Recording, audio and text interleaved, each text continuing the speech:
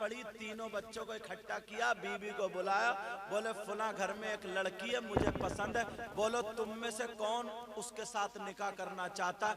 उमर तो ये चाहता मैं उसे अपने घर की बहू बना लूं। मैंने ऐसे ऐसे सुना, बाहर खड़े होकर वो बयान कर रही थी। उनमें से एक लड़का तैयार हो गया, कहा मैं बनाऊंगा। क्या यार लड़के थे, और वो बीवी, वो हजरत उमर की बीवी बोली मैं जाऊंगा। दोनों मियाँ बीवी गए, सुबह ही रिश्ता लेके चले गए, सुबह ही रिश्ता। ये तो कांप गई उमर, मैं तो तुम्हें एक प्याला चाय भी नहीं पिला सकती। कहा मुझे दौलत की जरूरत नहीं है, चाय की जरूरत है, बेटी की जरूरत। आज कुछ भिखमंगे हो गए, भिखमंगे मुंह से मांग रहे 4 पहियों की, और ठटुआ बुलेट मांग रहे हैं, ठटुआ। अहमद भाई ठटुआ बुलेट मांग रहे हैं, ठटुआ। राज मिस्त्री कस्सी खींच रही है, कस्सी। उससे पूछा तेरी शादी क्यों नहीं हुई, बोले बुलेट चाहिए, बुलेट। और चलानी आती नहीं। बाज ने मोटरसाइकिल ले तो ली, और चलानी आती नहीं, शादी हो गई। अब मोहल्ले के लड़कों को ढूंढता फिर रहा, यार मेरी बीवी को चल मैं के छुड़वा दे, और मुझे लिया। ओए होए, मोहल्ले का लड़का मोटरसाइकिल चला रहा, और ये पीछे बैठा, उसके पीछे बीवी बैठी है, तब जा रहा है ससुराल। डूब के नहीं मरेगा? कितनी नाक कट रही है। अबे बस से चलाया, तांगे से चल, रिक्शे से चल, तेरी हैसियत नहीं इतनी। ठटुआ मजदूरा कह रहे साहब ये चाहिए, ये चाहिए, ये। मगर लड़की वाले भी कम नहीं है। अभी रिश्ता हुआ और समदन को टॉप दे रहे, समदन को कुंडल। समदन से तेरा क्या रिश्ता बताइए? निकाह तेरी बेटी का है समदन का। अरे काहे को कुंडल दे रही है तू भाई? सोच तो सोचो। मगर बताऊं, तुम्हें भी मालूम है ये मुंह फैलिया का मुंह बंद करो पहले। यही 10 जगह कह रही वो मेरे बेटे की मंगनी में मिले हैं 2 तोले के। अच्छा मरा नहीं गया टूट के। मंगनी उससे पूछो, बुढ़ी बूढ़ी घोड़ी नहीं लगा, ये बता मंगनी तेरे बेटे की है या तेरी है? लड़की वाला भी अभी बात पक्की नहीं, थोड़ा रिश्ता ही चला था, पहले समदन को कुंडल। इसलिए मालूम है कि रिश्ता बनेगा तो इससे बनेगा, टूटेगा तो इससे टूटेगा। इसलिए मैं तुम्हें सीधा साधा बोला वाला नहीं, मतलब ही कह रहा था, माफ करना।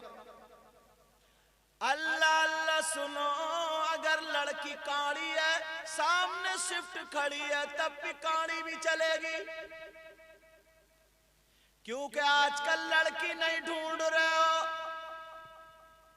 और छूटते ही कहता ना, फुला मैरिज हॉल में शादी होगी, 1 लाख का मिलता, 40-50 हजार का मिलता, और खाना चाहिए स्टैंडिंग में, खड़े होके चले। अब बना दिया सबको बैल बकरी, इधर से इधर तक टेबल पे खाना लगा बड़ा। और नियत तो खराब है, हबस की खोपड़ी भरती नहीं है।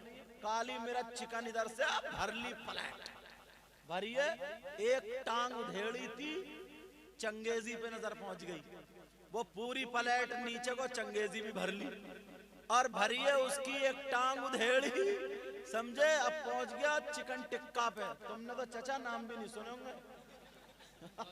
हाँ समझ रहे, आजकल के लड़के ये कर रहे हैं। बहुत बढ़िया, बहुत बढ़िया, तुम बहुत अच्छे हो, समझे। पहले सूफी घास खाते थे, अल्हम्दुलिल्लाह। तो हुआ ये, अब सुनो, उधर अगर उस पे अब्दो का तो पहुंच गया गोल, एक आदमी 10-10 आदमियों का खाना बर्बाद कर रहा नहीं है कैसा? अगर मेरी बात गलत हो तो बोलो बेटा। ओ बच्चों बात नहीं, वरना 5वां कलमा सुनो बेटा। मैं मदरसे में पढ़ाता भी हूं, सुनो। एक आदमी 10-10 आदमियों का खाना बर्बाद। अब कुरान सुनो, अल्लाह फरमाता बिस्मिल्लाहिर रहमानिर रहीम, इल्लल मुबद्दिरीन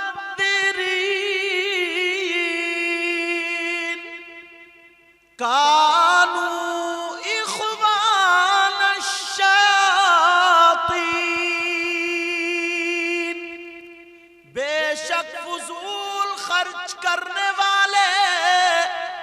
शैतान के भाई हैं। इस जगह रुकावट करो। अब गरीब के पास एक शादी, इस दौर में शादी को सस्ता करो। एक शादी इस दौर में 5 लाख में तो बैठी रही, बोलो। अब कोई मजदूर आदमी है, उसके घर में 3 बेटियां हैं, बताओ पूरी जिंदगी में 15 लाख कमा सकता है? खुद सोचो।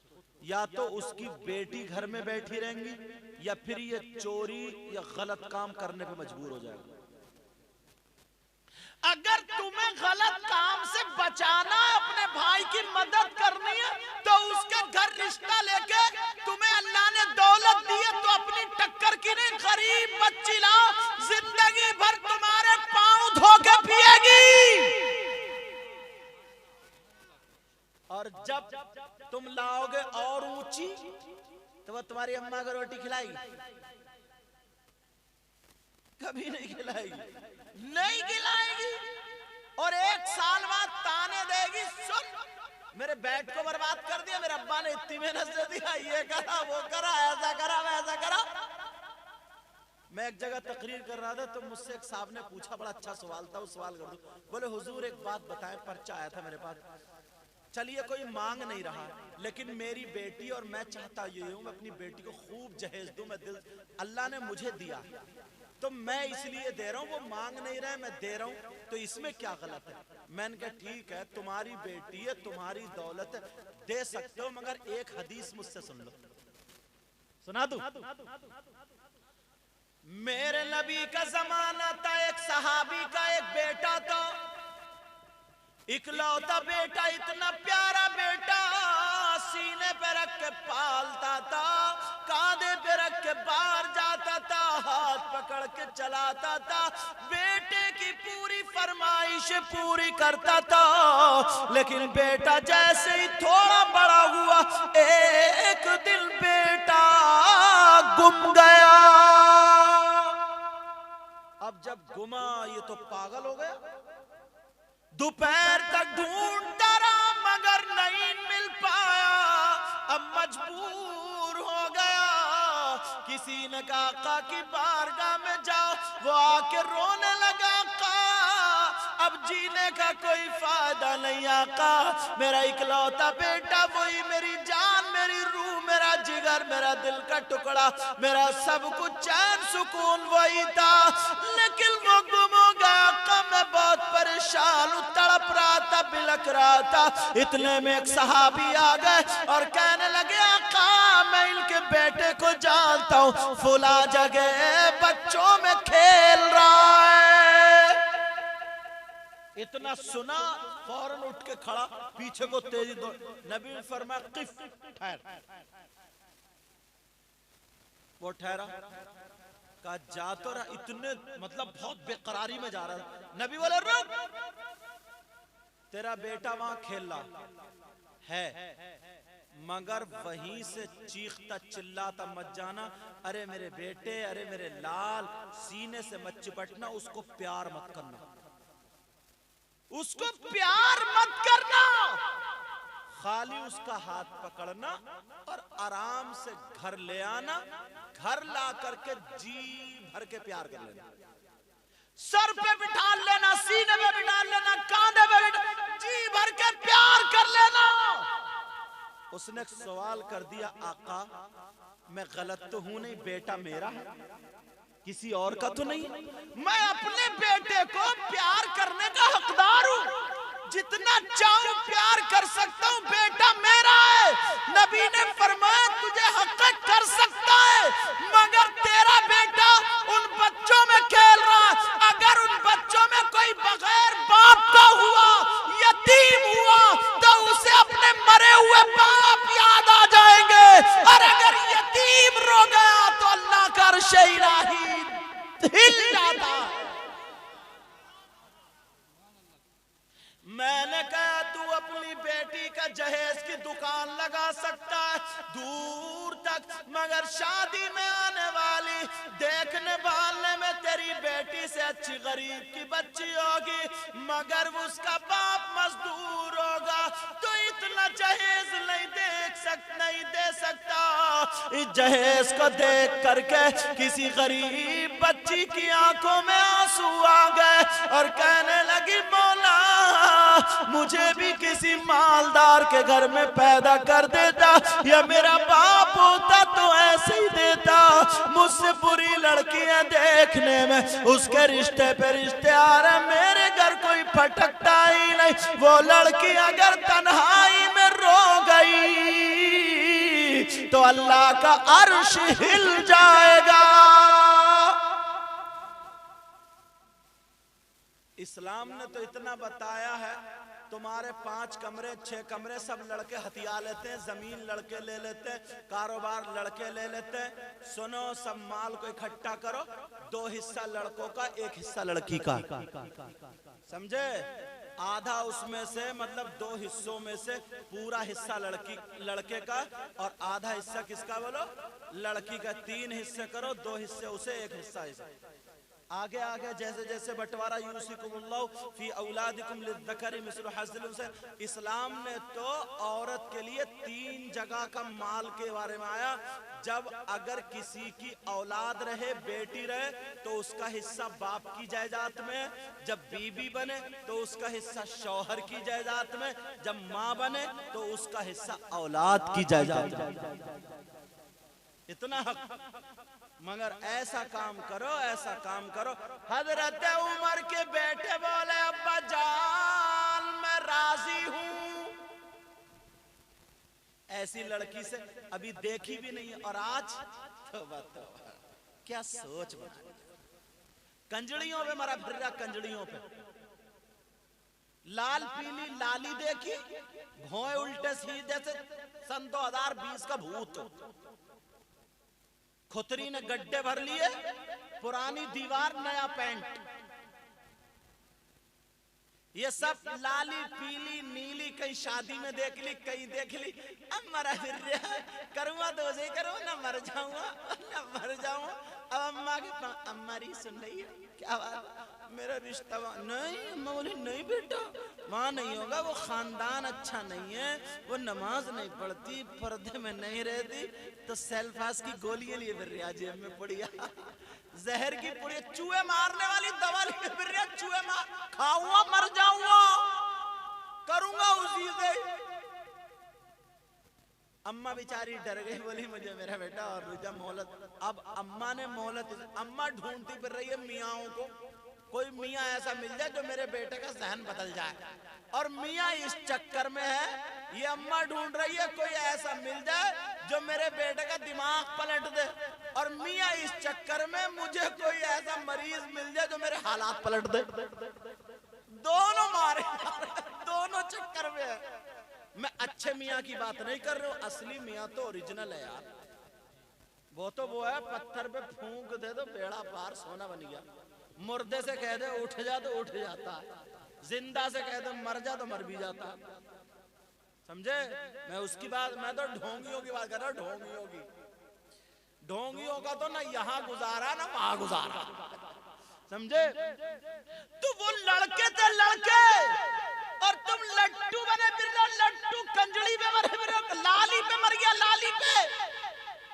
अम्मा किसी के बारे में गलत नहीं सोचेगी, बाप गलत नहीं सोचेगा, वो खानदान भी देखेंगे, वो ये भी देखेंगे कि लड़की कैसी है। तुम्हें तो खाली लाली अच्छी लग रही है, 2 मीठी मीठी बातें कर, और अब तो अल्लाह माफ फरमाए मैं तुम्हें बाप कहूं या औलाद का दुश्मन? बोलो क्या कहूं? औलाद के दुश्मन। बाप ने लड़कियों को बिगाड़ने के लिए पूरा जोर लगा दिया। जो रही बची थी कमी, बाप ने मोबाइल खरीद के दे दिया कि ले अब तू बिगड़ती रहे। यार मोबाइल की क्या जरूरत है लड़कियों को? है? लड़कियों की ट्रेनें चल रही हैं, बस चल रही हैं, ट्रक चल रहे हैं, हेलीकॉप्टर उड़ रहे हैं, हवाई जहाज उड़ रहे हैं, फैक्ट्री चल रही है, मार्केटें चल रही है, मोबाइल के बगैर ठप हो जाएगा पूरा गांव, भूखा मर जाएगा। है किसी की लड़की? तो इतना और बता दें, वो बाप जिसने अपनी बेटी को मोबाइल दिया है, मोबाइल काय के लिए होता? बात करने के लिए। तुम्हारा रिश्तेदार है तो वही बेटी का रिश्तेदार है, उसके लिए तुम्हारा मोबाइल काफी था, मगर तुमने अलग से खरीद के दिया है। इस बाप से ये पूछो कि इसका कौन सा अलग से ऐसा रिश्तेदार है जो बाप ने अपनी बेटी की मदद की। बिगाड़ने वाला बाप है बाप। तो मैं क्या बता, पहले जमाना था माँ बराबर में लेटी है, हेलो बात अगर हो रही हेलो हेलो तो सुन लिया करती थी। अब तो चैटिंग चल रही है, चैटिंग चैटिंग तुम नहीं समझोगे, बुजुर्ग नहीं समझेंगे, ये सब समझेंगे जो खड़े कूद रहे थे। चैटिंग अब तो पोरुए चल रहे हैं, पोरुए और लिख रहा है। एक स्टेशन पे देखा एक लड़की कुर्सी बैठी है, मोबाइल को देख के हंस रही है, लिख रही है। मैंने कहा ये पागल हो गई। चैटिंग चल रही है, अब माँ को भी पता नहीं चल रहा कहाँ बात है, लिख के इधर से हेलो तुम कैसे हो, तुम कैसी हो, क्या हो रहा, ये हो रहा, मसूर की दाल का इच्छा, सब बता रही और बता रहे। चैटिंग पूरी रात 2-2 बजे तक नहीं सो रही। अब रात सुबह को 8 बजे उठ रही है, आंखें मोटी, सर में दर्द। अम्मा कह रही मुझे लग रहा है मेरी बेटी पे किसी शय का असर हो गया, शय का। बात सही कह रही, असर तो हो गया, मगर ये बाप है या दुश्मन? यार 3 रोटी खाओ ना तो 1.5 की अकल तो रखो यार। इतना भी क्या कि सब बेकार कर दो। 1.5 की अकल रखो, 1.5 की। बेटी को कोई ऐसी चीज मत दो जो गलत कदम उठे उसका। अरे ये बात करेगी कहाँ करेगी, फेसबुक चलाएगी कहाँ चलाएगी, व्हाट्सएप चलाएगी, यूट्यूब खोलो तो सबसे पहले वही गलतियां, वही बुराइयां, वही गंदी बातें, गंदे फोटो मिलेंगे, गंदे फोटो। और ये उम्र ऐसी होती है कि अच्छाई की तरफ कदम कम जाता, बुराई की तरफ ज्यादा। तुम तो बाप हो, ख्याल रखो, लेकिन तुम बिल्कुल बाप इसी चीज के धड़ाधड़ बच्चे पैदा कर दिए। अब गुंडा बने, शराबी बने, जुआरी बने, कोई मतलब नहीं। जिम्मेदारी है, अगर तुम्हें सुधारना है तो अपनी बेटियों के हाथ से मोबाइल लो। और ये इतने इतने बड़े बच्चे ना 10-10 साल के, 8-8, कल को यहाँ घूरे पे पड़े मिलेंगे, घूरे पे ऐसे पड़े होंगे और देख रहे होंगे शेख चिल्ली, देख रहे होंगे मूवी, देख रहे होंगे फिल्में, सुन रहे होंगे गाने। पूछ लियो ना, ये बाप कुछ कह रहा ना माँ कुछ, सब जानबूझ के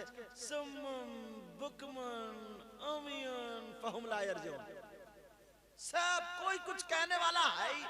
सारा हक इमाम का ही नहीं है, सारा हक आलिमों का ही नहीं है। माँ बाप की जिम्मेदारियां कुछ हैं, माँ बाप की जिम्मेदारियां कुछ हैं। बच्चों को पढ़ाओ, बच्चों को लिखाओ, इंग्लिश मीडियम में पढ़ाओ, हिंदी मीडियम में पढ़ाओ, खूब पढ़ाओ, खूब पढ़ाओ, मगर उससे पहले मुसलमान बनाओ।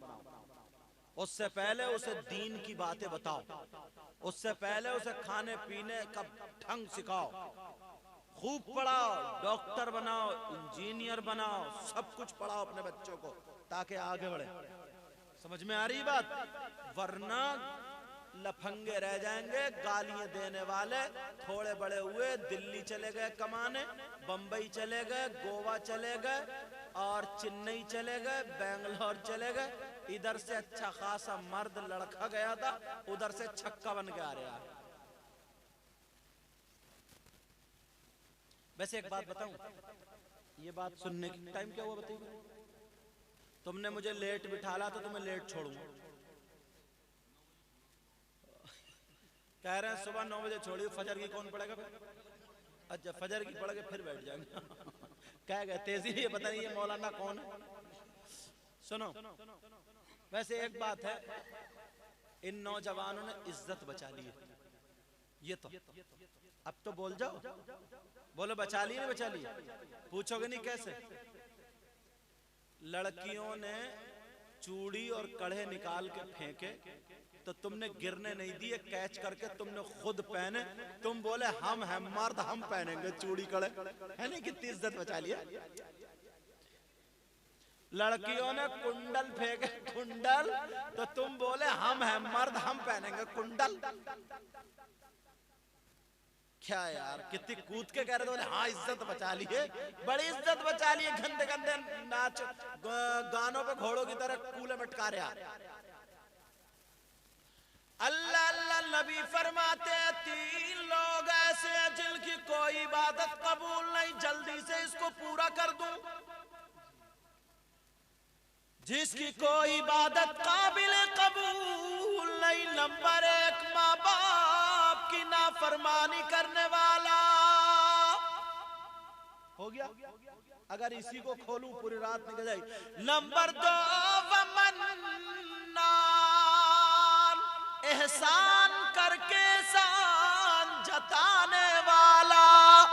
नंबर 3 व मुकद्दिबुम बिक़द्र, तकदीर को झुठलाने वाला। 3 लोग ऐसे जिनकी कोई इबादत काबिल कबूल नहीं। प्यारो, मेरी तकरीर खत्म हो रही है। अब कभी अगर तकरीर सुनना हो तो वक्त पे बिठा लियो, वक्त पे गुफ्तगू होगी तो इंशाअल्लाह बयान होगा। और आज के बाद अपने आप को इतना अच्छा कर लो, अपना दिल इतना साफ कर लो। तुम तो पहले ही अच्छे हो, जो थोड़े बिगड़े बिगड़ाए थे वो तो निकल गए ना। और मैं सोच रहा था सुनाऊं उन्हीं को। अरे सुनाना किसको चाहिए जो थोड़े बिगड़ैल हो। तुम तो वैसे ही सुधरे हुए हो, ठीक हो, इतने खराब तो नहीं हो ऐसे। हालांकि गुनाहगार मैं भी हूँ, सब लोग हैं, थोड़े मोड़े गुनाह होते हैं। अल्लाह गफूर रहीम है, रहमान रहीम है। मगर जलसा उन लोगों के लिए था जो झांक ताक कर रहे थे, उन्हें तो कम से कम कुछ जली कटी सुननी थी ना। हो सकता किसी भाई के जहन में कोई बात आ जाती। मगर तुम लोग मेरा साथ दोगे? बोलो, आज के बाद नमाजें पढ़ोगे, माँ बाप का कहना मानोगे, किसी की गीबत तो नहीं करोगे, चुगली तो नहीं करोगे, हराम तो नहीं कमाओगे, किसी की बहन बेटी को तो नहीं तकोगे, एक दूसरे में आपस में दिल में हसद, कीना, बगावत, जलन तो नहीं रखोगे। अरे बोलते क्यों नहीं? बोलो नहीं। प्यारो, अगर तुमने मेरा साथ दे दिया ना और ऐसे ही बन गए तो 2-4 साल में इंशाल्लाह इनकलाब आ जाएगा। मुझे इनकी जरूरत नहीं रहती है कि साहब अगर 10 रुपए 20 रुपए लेकर तो इस जुगाड़ में लग गया, तकरीर छोड़ू, उसी पे मक्खन लगाने लगा, कितना नेका और आएगा, कितना कुछ नहीं है, सब यही खत्म रह जाएगा। मेरा मकसद ये है, अगर 2 लोग मुझसे जुड़ गए इससे कि बुराइयों से तौबा करके अच्छाइयों की तरफ, सबसे बड़ा नजराना यही है मेरा। बोलो है कि नहीं? सबसे बड़ा नजराना यही है, मेरा भी और आपका भी। और जलसा भी इसीलिए हुआ करता। इन्होंने बड़ी मेहनत की, अल्लाह ताला बरकत अता फरमाए। हमारे सूफी साहब अब तक बैठे रहे, पता नहीं यार अल्लाह ताला किसकी अदाओं को कबूल कर ले, किससे कितना प्यार करता है, समझे। ये इस उम्र में बैठ रहे, मैं इनके लिए दुआएं करता हूँ, अल्लाह इनकी उम्र में बरकत अता फरमाए, अमल में बरकत अता फरमाए। मौला अगर कोई बीमार हो तो शिफा अता फरमा दे, कोई बगैर औलाद हो उसे औलाद से नवाज दे। परवरदिगार इस पूरी बस्ती पर तू अपना करम फरमा, रहम फरमा, फजल फरमा, मुसलमानों के घरों में बरकतें और खुशहालियाँ अता फरमा। बेटा तुम्हारा मैक अच्छा बोल रहा, सही है, वो भी क्या कान फटे जाएं, समझे, ये इधर करो उधर करो ऐसा करो, नहीं, मैक ठीक है। अल्लाह ताला सब के यहाँ बरकत अता फरमाए। किसी को तकलीफ मत देना, अपनी जबान से, अपने हाथ से, अपनी आंख से, अपने पाँव से, अपनी जात से, यहाँ तक के कुत्ते को भी तकलीफ मत देना। कुत्ते को भी, यार इंसान वो होता है जिसके अंदर इंसानियत होती है। तो इंसानियत ये हो, चाहे मुस्लिम हो, गैर मुस्लिम हो, सिख हो, पंजाबी हो, कुत्ता हो, जानवर हो, किसी को अपनी जात से तकलीफ मत पहुंचाओ, ठीक है ना। किसी को भी अपनी जात से तकलीफ मत पहुंचाओ। अगर तकलीफ पहुंचाओगे तो वो भी अल्लाह की मखलूक है। इंसानियत से हरगिज मत गिरो। मेरे नबी के अंदर वो पावर था जो लोग पत्थर मार रहे थे ना मकाम ताइफ में, अगर चाहते तो जमीन पलट देते, मगर नहीं पलटी। सहाबा ने भी कहा आका इनके लिए दुआएं कर दी, इनका सत्यानाश हो जाए। मेरे नबी ने हाथ उठाए तो कुछ सहाबा बोले अब ये गए, अब ये गए। मेरे नबी बोले अल्लाह तू इनको हिदायत अता फरमा, हिदायत अता फरमा। एक दिन वो होगा यही मेरे चाहने वाले हो जाएंगे। समझे? ऐसे बनो, ऐसे बनो प्यारो। मैं भी एक दो शेर पढ़ दूं? ऐसे तुमने बहुत नाते सुन लिए, खत्म कर दूं?